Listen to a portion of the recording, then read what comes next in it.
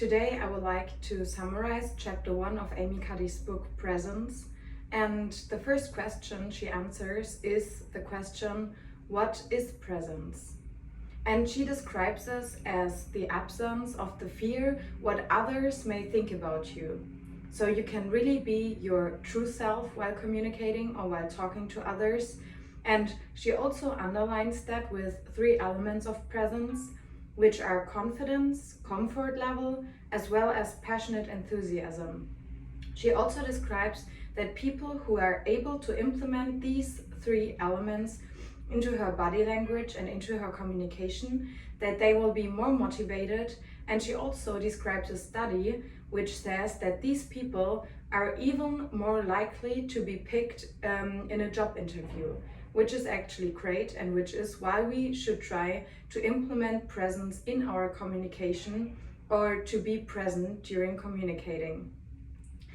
And now the question is, what body language has actually to do with presence?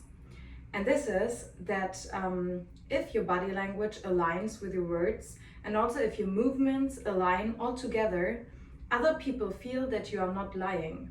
So for example, if we're lying about something, then we can use the words, and it is easy to lie with our words, but it's not easy to lie with our body language. So the body never lies.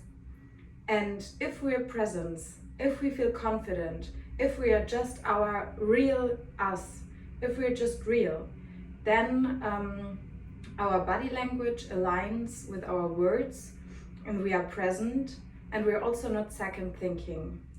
So imagine that you are rushing to a bus or a train station because you really have to take the bus.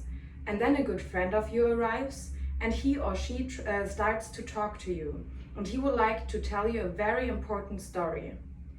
But in this situation, it's very difficult for you to be present because you're always second thinking about the bus arrival or the train arrival. So as you're in a hurry, you cannot pay attention to the other one and you cannot communicate, you cannot be present that well. So when you're present or when you want to be present, just stop also the second thinking and try to be present for yourself, to feel confident, to feel better, and try to implement presence in your life and in your communication.